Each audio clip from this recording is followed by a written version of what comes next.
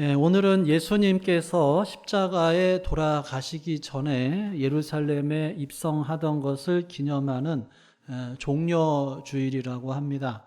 사람들이 예수님께서 입성하실 때 종려나무 가지를 흔들고 또 깔고 이렇게 환영을 했기 때문에 그렇게 부르죠. 또는 이제 고난주일이다라고 부르기도 합니다. 그리고 이번 일주일 동안을 가리켜서 고난주간이라고 부르죠. 그래서 특별히 이 고난주간 동안에 고난을 당하시고 또 십자가에서 죽임을 당하신 예수 그리스도를 묵상하며 지냈으면 좋겠습니다. 예수님께서 예루살렘으로 가시던 길은 먼저 이 감람산 기슭에 있는 이 벳바게라고 하는 곳을 거치면서 시작이 되는데요. 이 예루살렘을 가시다가 이 벳바게까지 오신 예수님께서 두 명의 제자를 보내시면서 한 가지 명령을 내리시죠. 우리 2절과 3절을 다시 읽어보겠습니다. 시작. 이르시되 너희는 맞은편 마을로 가라. 그리하면 곧 매인 나귀와 나귀 새끼가 함께 있는 것을 보리니 풀어 내게로 끌고 오라. 만일 누가 무슨 말을 하거든 주가 쓰시겠다 하라. 그리하면 즉시 보내리라 하시니. 자, 왜 예수님께서 이렇게 작은 나귀 새끼를 타고 예루살렘에 들어가려고 하시느냐? 기왕이면 좀 폼나게 멋진 이 백마를 타고 들어가시면 더 좋을 텐데, 그것은 바로 구약 예언의 성취죠. 4절, 5절을 같이 또 읽어보겠습니다. 시작. 이는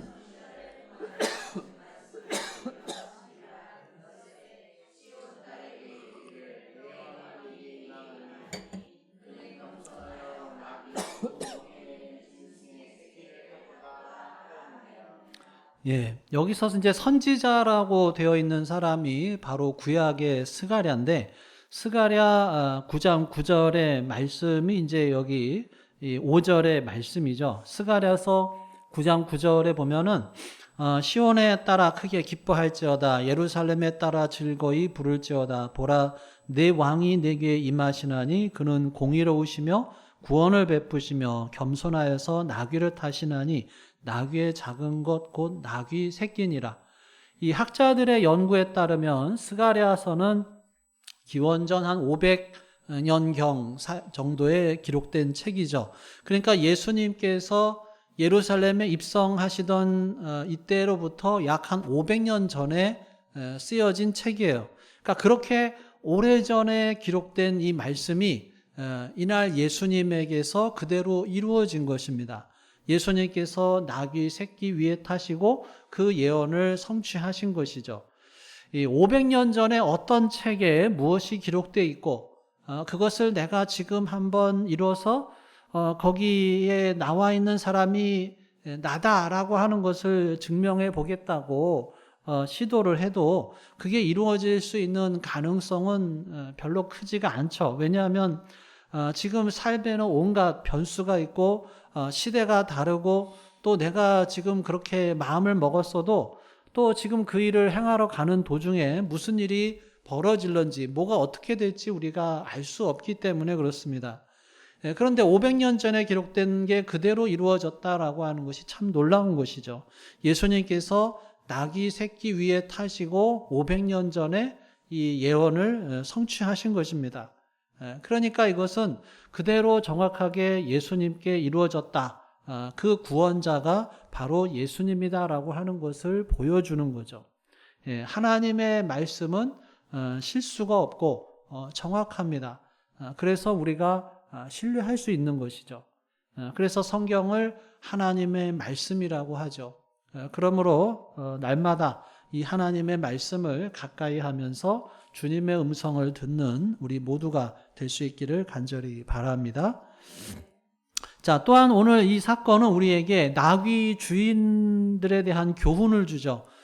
예수님 때나 지금 시대나 이 다른 사람의 재산을 허락 없이 가져가는 것은 도둑질이죠. 제자 두 사람이 가서 나귀가 묶인 줄을 풀 때 아마 주인은 깜짝 놀라서 소리를 쳤을 거예요. 당신들 뭐 하는 거냐고. 근데 예수님께서 미리 말씀해 주신 대로 제자들이 그들에게 말합니다. 뭐라고 그래요? 주가 쓰시겠다 하라. 그러자 주인들이 이 어미 나귀와 새끼 나귀를 가져가도록 허락을 해요. 자, 이 주가 쓰시겠다라고 하는 말이 중요하죠. 주님이 필요로 하신다라고 하는 거예요. 주님께서 그냥 하실 수도 있는데 주님께서 너의 것을 필요로 하신다라고 하는 거예요. 우리에게도 똑같이 말씀하십니다. 우리가 가진 것이 뭐가 있어요? 그것이 무엇이든지 간에 주님께서 그것을 쓰시기를 원하신다는 거예요. 우리가 가진 재능, 우리가 가진 시간, 또 물질, 사회적인 지위, 가족, 전부 다 주님께서 사용하기를 원하셔요. 우리가 가진 것이 내 생각에 크든지 작든지 또 많든지 적든지 뭐 좋든지 나쁘든지 상관없이 주님께서 그것을 쓰기를 원하신다는 거예요. 주님이 쓰기를 원하실 때 가장 중요한 것은 그것이 무엇이든 간에 주님께 기꺼이 내드리고자 하는 마음이겠죠. 주님이 쓰시겠다고 하니까 알겠습니다. 드립니다. 내게도 유용한 것이지만 주님께서 쓰시겠다고 하니까 내어드리는 마음이 귀한 거죠. 이것이 바로 헌신입니다. 그런데 여러분 생각해 보면 주님께서 우리의 도움이 필요하실까? 온 우주 만물을 만드시고 지금도 온 우주 만물의 주인이신데 우리가 가진 게 얼마나 된다고 그거를 자꾸 달라고 하시겠냐는 거예요. 우리가 예배 때 헌금을 하고 또 봉헌 시간도 갖지만 우리가 드린 예물이 주님께 얼마나 도움이 되겠냐는 거예요. 하나님께서는 우리가 드리는 돈이 없어도 우리가 시간 내어 하는 봉사가 없어도 무엇이든지 원하시는 것을 다 할 수 있는 전능하신 하나님이시죠. 무에서 유를 창조하시는 그런 능력의 하나님께서 왜 우리처럼 보잘것없는 사람들이 가진 것을 사용하겠다고 하시냐는 거예요. 바로 그것이 은혜인 줄 깨달을 수 있기를 간절히 바랍니다. 하나님께서 내가 너를 사용하겠다라고 하실 때 귀찮은데 왜 그러세요 하는 것이 아니라 저 같은 사람을 써주시는구나 하고 나아가는 거예요. 그것이 은혜죠. 사람은 보통 자기가 붙들고 있는 그것에 노예가 돼서 살아가기가 쉽습니다. 그것에서 또 벗어나게 해주시는 것이 바로 헌신이죠. 여러분 어린 자녀가 있는 가정 또는 이제 자녀가 어릴 때 예를 들어서 엄마 아빠가 아이스크림을 하나 사줘서 이제 맛있게 먹어요. 자, 그런데 엄마 아빠가 묻습니다. 야, 아이스크림 아빠 한 입만 줄래? 엄마도 한 입만 줘. 그러면 자녀가 어떻게 할까요? 안 돼요. 이 내 생명과도 같은 이 아이스크림을 내가 어떻게 줘요? 나 혼자 다 먹을 거예요. 자, 그런데 정말 엄마 아빠가 그게 꼭 먹고 싶어서 또는 꼭 그게 필요해서 달라고 하는 걸까요? 아이가 어리지만 아빠에게 주고 또 엄마에게 주며 나누는 것을 훈련하는 의미도 되고 또 함께 사랑을 나누는 것도 돼요. 또 그런 모습을 보면서 엄마 아빠는 자녀가 이 엄마 아빠에게 어떤 마음으로 살아가고 있는지도 살짝 볼 수가 있는 거죠. 자녀가 너무 어리면 야 그거 한 입만 줘 그러면 당연히 이제 자녀가 못 줘요 이러겠죠. 근데 자녀가 좀 크면은 기꺼이 그리고 또 엄마 아빠를 먼저 사랑하는 그 마음이 생기면 엄마 아빠한테도 아이스크림을 이렇게 드시라고 주겠죠. 아마 좀 더 커갈수록 아낌없이 부모에게 줄 거예요. 사실 엄마 아빠는 그거 안 먹어도 하나도 지장이 없죠.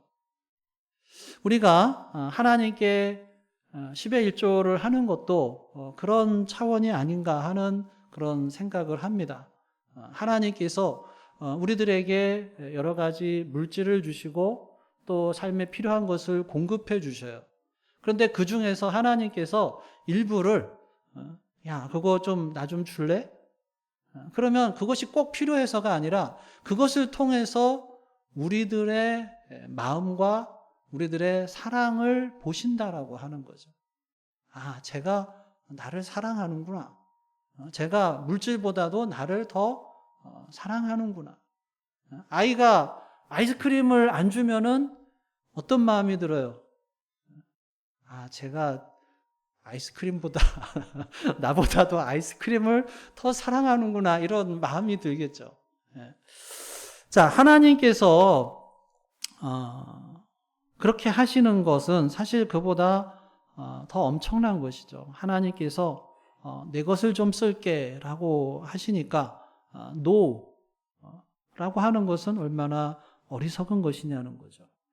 그래서 예물을 드리고 봉사하면서 아까워하는 마음, 억지로 하는 것이 아니라 주님, 저 같은 사람이 하는 봉사와 예물도 받아주시는 것이 은혜입니다 하는 감사와 감격의 마음으로 주님께 드려야 할 것입니다. 그렇게 주님께 드리는 사람은 풍성한 하나님의 놀라운 사랑을 더 많이 체험하게 될 줄로 믿습니다. 자, 그 다음에 6절에서 8절까지를 보겠습니다. 시작. 제자들이 가서 예수께서 명하신 대로 하여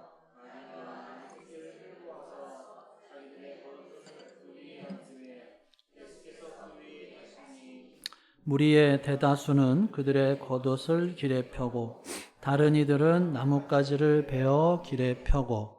자, 제자들은 예수님이 말씀하신 대로 가서 나귀와 나귀 새끼를 끌고 와서 자기들의 겉옷을 얹어서 예수님이 그 위에 앉으시도록 합니다.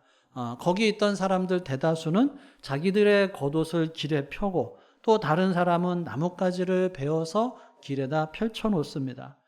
고대 시대에는 이런 식으로 왕이 성으로 들어올 때 사람들이 자기 겉옷을 길에 펴고 또 왕이 타는 짐승 위에 겉옷을 펴는 것이 이 왕에 대한 유대인들의 예우 방식이죠.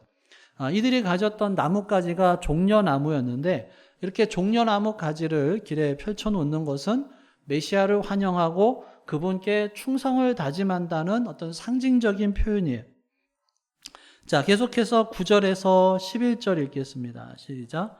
앞에서 가고 뒤에서 따르는 무리가 소리 높여 이르되 호산나 다윗의 자손이여 찬송하리로다. 주의 이름으로 오시는 이여 가장 높은 곳에서 호산나 하더라. 예수께서 예루살렘에 들어가시니 온 성이 소동하여 이르되 이는 누구냐 하거늘 무리가 이르되 갈릴리 나사렛에서 나온 선지자 예수라 하니라. 사람들이 소리 높여 외친 이 호산나는 지금 구원하소서라고 하는 뜻인데 원래는 기도인데 마치 요즘에 이제 할렐루야와 같이 기쁨과 환호를 표현하는 말이 되었어요. 그래서 사람들이 예수님을 향해서 겉옷과 종려나무 가지를 길에 깔고 호산나를 외치면서 환호하는 모습, 그들이 외친 그 말의 내용을 보면 예수님을 자기들이 그토록 바라고 기다리던 메시아, 즉 구원자로 알고 환영했다는 사실을 알 수가 있어요. 우리가 그토록 기다리던 메시아, 이 틀림없는 예수가 예루살렘에 들어가면 곧 로마 사람들을 다 물리치고 왕이 되셔서 하나님 나라가 임한 것을 선포하실 것이다 라고 기대하면서 따라가고 있는 거예요. 자, 그런데 오늘 본문에서 호산나라고 외치면서 열광적으로 예수님을 환영하던 사람들이 얼마 뒤에는 그분을 향해서 십자가에 못 박으라고 외치게 됩니다. 왜 그런 일이 일어났을까? 지금 이렇게 열광적으로 환영하는 사람들이 며칠 만에 돌변을 해서 십자가에 못 박으라고 외치게 됐냐는 거예요. 왜 그들이 며칠이 못 돼서 자기들이 그토록 열렬하게 환영했던 예수를 십자가에 못 박으라고 외치게 되었느냐는 거예요. 한마디로 그들은 왜 메시아가 이 땅에 왔는지, 무엇을 해야 하는지를 이해하지 못했기 때문에 그런 것이죠. 사람들은 하나님의 뜻이 무엇인지 알지도 못했고 관심도 없어요. 오직 그냥 자기의 뜻이 이루어지기를 원했던 거죠. 사실은 이 제자들도 자기들의 뜻을 이루기 위해서 예수님을 여기까지 따라온 거예요. 근데 예수님이 예루살렘에 들어가서 왕이 돼서 로마 군대를 물리치고 메시아 왕국을 세울 것으로 기대했던 자기들의 기대와 생각이 무너지는 것을 보고 실망하면서 분노하게 된 거죠. 하나님의 뜻에는 관심이 없습니다. 예수님의 뜻을 알고 순종하며 따르는 것이 아니라 자기들이 원하는 것을 예수님이 이루어 줄 것이다 라고 생각하고 따른 거예요. 결국에는 자기의 만족과 자기의 이익만을 생각한 것이죠. 그렇기 때문에 결정적인 순간에는 예수님을 배반하고 도망가고 예수님을 십자가에 못 박아 죽이라고 요구하게 된 것입니다. 그들의 입장에서 예수님이 죽어야 할 이유는 하나죠. 나의 기대를 만족시켜 주지를 못했다는 거예요. 왕이 돼서 우리 민족을 해방시켜 주시고 우리를 세계 넘버원으로 만들어 줄 줄 알았는데 무기력하게 체포가 되니까 죽여버려라 하고 배반을 하는 거죠. 자, 그런 유대 백성들의 모습이 혹시 나의 모습은 아니냐라고 하는 거예요. 예수님께서 제시하시는 길은 분명하죠. 영광의 길이 아니라 십자가 고난의 길이에요. 그런데 우리는 내 어깨에 십자가의 무게가 조금이라도 느껴지면 그 순간에 기겁을 해요. 그러면서 예수님께 불평하고 항의하고, 사실 예수님을 따르는 길은 고난의 길이지만 그 어떤 것보다도 영광의 길이다라고 하는 것을 예수님께서 보여주셨습니다. 그런데 그 중간에는 뭐가 있어요? 십자가가 있죠. 그 십자가를 거치지 않고서는 부활에 이룰 수가 없어요. 십자가를 거치지 않고서는 영광에 이르지를 못합니다. 그런데 많은 그리스도인들이 십자가는 거치지 않고 영광으로 직행을 하고 싶어 해요. 그래서 예수님을 믿고 따르는데 조금 어려움이 오고 손해가 와도 몸을 사리고 피합니다. 그리고 길을 벗어나고 그러면서도 계산을 해요. 어떻게 하는 게 나한테 유리하냐 불리하냐. 결론은 적당히 믿어야겠다. 여러분 신앙생활 하면서 어떻게 하는 게 나한테 유리한가 따져가면서 하나요? 적당히 해야겠다라고 하시나요? 결박당하신 예수님의 모습은 사람들 눈에 봤을 때 아주 초라하고 비참했습니다. 하지만 바로 그 초라하고 비참한 모습이 되려고 예루살렘에 들어오신 거예요. 그 예수님께서 오늘 우리들에게도 말씀하십니다. 내가 너의 뜻에 맞추어서 너를 섬기기를 원하냐? 아니면 정말로 네가 나를 주님으로 모시고 나의 뜻대로 나를 섬기기를 원하느냐? 선택하라는 거예요. 정말 네가 나를 주님으로 섬기기를 원하냐? 나의 길을 따르기를 원하느냐? 그러면 자기를 부인하고 자기 십자가를 지고 나를 따라오라. 사랑하는 여러분, 우리도 바로 이것을 점검해야 합니다. 우리가 예수님을 믿고 따르는 이유를 다시 한번 되새겨 봐야 합니다. 그냥 오늘 일요일이네 교회 가야지 하다가 어떤 때는 바쁘면 다음에 가야지 그런 신앙생활이 아니라 내가 왜 예배를 드리고 왜 예수님을 믿고 따르는지 이거를 확실하게 하고 따라야 한다는 거예요.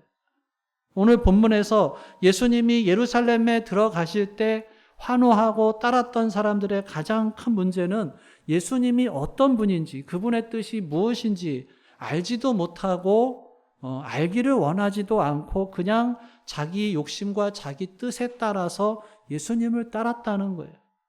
지금도 이것이 중요합니다. 여기에서 신앙생활에 대부분의 문제가 일어나요. 예수님을 안 믿는 사람이면 몰라도 믿는 사람이라고 한다면 여기에서 대부분의 신앙생활에 문제가 일어나게 됩니다.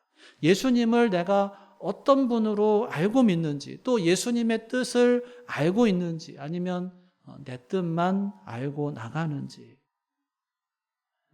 사실 예수님을 안 믿는 분들이야 예수님에 대해서 잘못 생각하는 것은 어쩌면 당연하죠. 그런데 문제는 교회 안에서 예수님을 믿는다고 하는 사람들 가운데서도 예수님을 잘못 이해하는 경우가 많다는 거예요.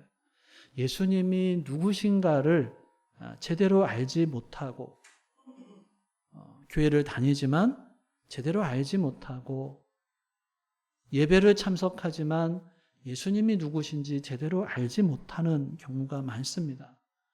하나님의 뜻이 뭔지도 모르고 그렇게 신앙생활하는 경우도 많죠.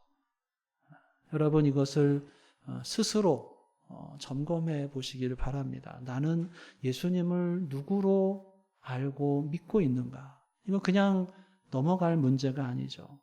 예수님이 구세주 되심을 믿고 받아들일 때 그때서야 비로소 신앙생활이 시작이 되는 것입니다. 예수님이 나의 주인 되심을 인정하고 그분을 따를 때 진정한 신앙생활의 전환점이 되는 것이죠. 자, 예수님께서 예루살렘에 입성할 때 사람들이 이렇게 열광적으로 환영했던 것은 자기들의 어떤 삶의 문제를 해결해 줄 것을 기대한 거죠.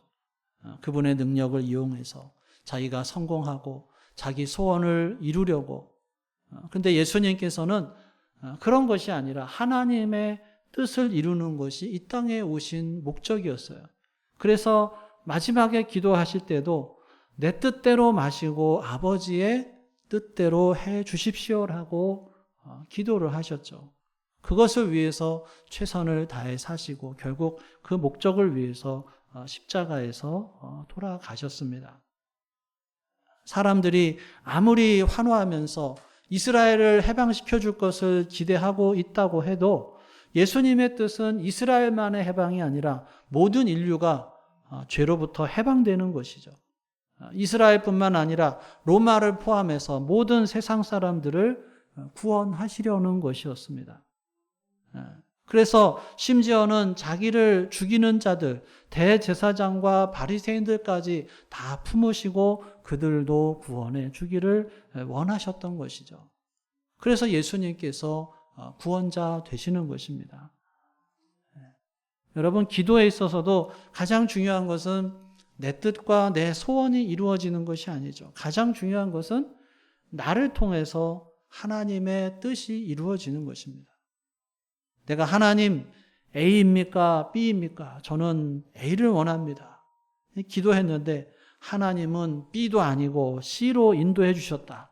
그러면 내가 기도 응답을 못 받은 게 아니라 하나님께서 그렇게 응답을 해 주시는 것이죠. 근데 우리는 A가 아니라고 심통이 나고 삐지고 시험이 들기도 하는데 여러분 내 뜻과 내 소원이 다 이루어지면 세상이 어떻게 되겠어요? 남학신 장수는 비가 오게 해주세요 하고 집신 장수는 맑게 해주세요 기도하면 어떻게 되겠어요? 여러분 내 뜻과 소원이 이루어지는 게 중요한 게 아니라 하나님의 뜻이 이루어지는 것이 가장 중요한 줄 믿을 수 있기를 간절히 바랍니다. 나를 통해서 하나님의 뜻이 이루어지는 것이 가장 귀한 삶이에요. 그래서 우리가 매일 기도할 것은 하나님 제 삶 속에서 하나님의 뜻이 이루어지게 하여 주시옵소서 기도하는 거죠. 혹시라도 내 소원이 이루어지지 않는다 해도 하나님이 영광을 받으시고 하나님의 뜻이 이루어지면 그것 때문에 기뻐하고 감사할 줄 아는 사람이 예수 그리스도를 믿고 따르는 사람인 것입니다. 사랑하는 여러분, 오늘 자신에게 이 질문을 해 보시기를 바랍니다. 나는 왜 예수를 믿는가? 여러분, 우리는 왜 예수님을 믿습니까? 왜 예수님을 따릅니까? 왜 이 자리에 나와서 예배를 드리고 있습니까? 혹시라도 우리가 주님을 따르면서 어떤 때는 하나님을 좀 짐스러워하고 있어요. 주일에 교회 안 나가면 왠지 뭔가 벌 받을 것 같고, 그러면 그게 얼마나 부담이 돼요. 교회 가는 것이 어쩔 수 없이 신앙생활을 하면 그게 아주 짐스러운 거죠. 사랑하는 여러분, 우리가 비록 내가 생각한 대로, 내가 계획한 대로 진행되지 않더라도 우리가 실망하거나 분노하거나 또 낙심하는 것이 아니라 주님께서 원하시는 것이 무엇인가, 하나님의 뜻은 무엇인가를 우리가 점검하면서 나아가고, 그래서 주님이 원하시는 길을 걸어감으로써 놀라운 믿음의 역사를 체험하는 우리 모두가 될 수 있기를 주님의 이름으로 축원합니다. 기도하겠습니다. 오늘 주신 말씀 생각하면서 함께 기도하겠습니다.